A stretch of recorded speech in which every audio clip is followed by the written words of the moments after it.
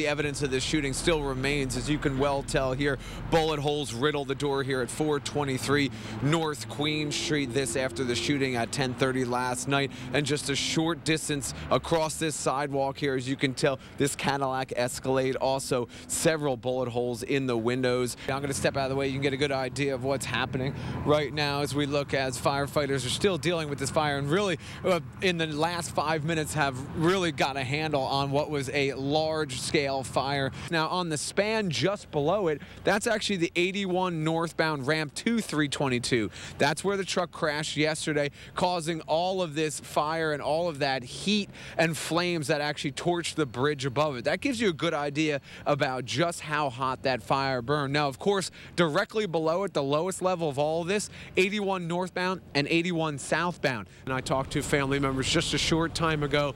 They're actually on their way over to a local church. They're getting some help from a priest. Obviously, they're very upset about the fact that they can't find their loved ones, a 37-year-old woman and a 6-year-old girl. Here's the old section of pipe that was taken out of the ground by Public Works employees. And while I'm no structural engineer, I can imagine that the problem is right there. You know what happens next.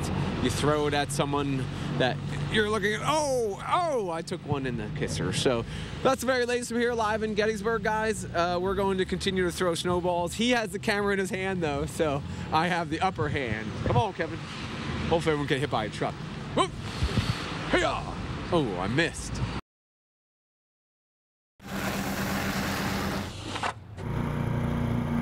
I don't mind a little snowfall, but I'm ready for spring. No need to recheck that calendar. Spring is near, but Mother Nature proving today she's still in charge. I want to get back on my bicycle and ride, and can't do it in this kind of weather. The first flakes flying in Chambersburg just after 1 this morning. Snow pounding the square. Franklin County, the hardest hit.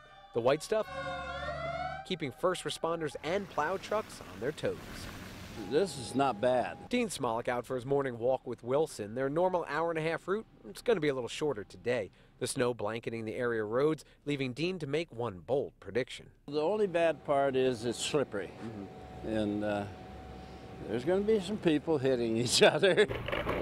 This is a boost for March. Not everyone crying foul with the snow. Blowing, plowing, shoveling, meaning some extra cash for Todd Hornbaker's landscaping company. His original plans this week, spring cleanup. And even though that schedule's out the window, at least the money is still flowing. Going through the winter with no snow puts it hard on all the landscapers in the area because there's just really nothing to do. But this snow will help. How about that quickness and get off? Bone-jarring hits, skull-smashing impacts. These are normally the scenarios people think of surrounding modern-day concussions, but traumatic head injuries not just reserved for star athletes.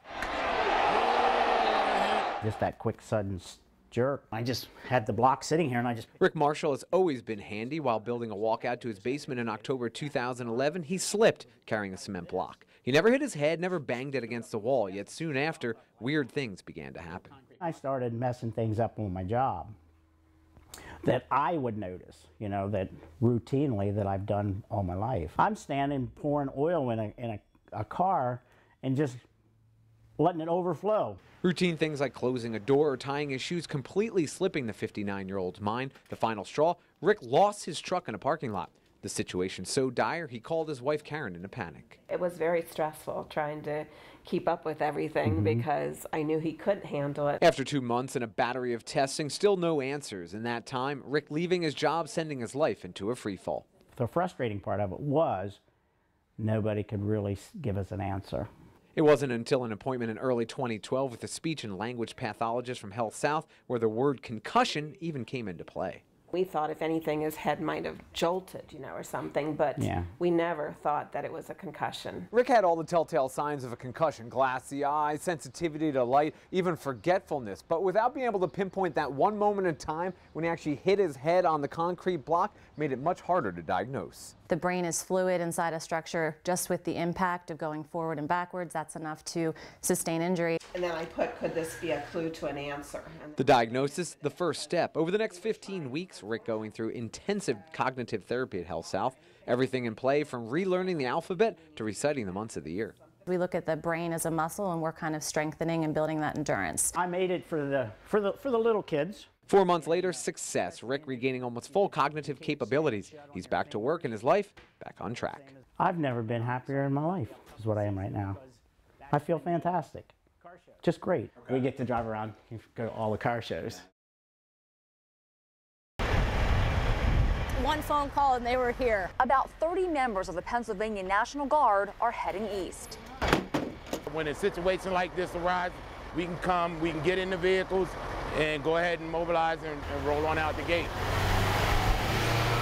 This is what we train for. New Jersey asked our state for military support, and these experienced, well-trained soldiers are prepared to help. They've done convoys in combat, they've done fueling operations in combat, they're leaving their civilian jobs and their civilian lives and their families to go help out in another state. Alpha Company's main task will be to provide the hardest hit parts of New Jersey with diesel fuel. Some 25,000 gallons of fuel to run generators and other vehicles until power can be restored. But getting into where the slots of the generators are for the hospitals and the local populace will be the difficult task. Pennsylvanians helping outside the state to get others back into their homes and start getting back to normal. We're citizen soldiers. They absolutely love assisting the citizens in our state, but also the other states that require assistance. We're always here. Soldiers are treating this mission just like any other day on the job as a member of the National Guard. This is just one of the business as usual scenarios that we go through.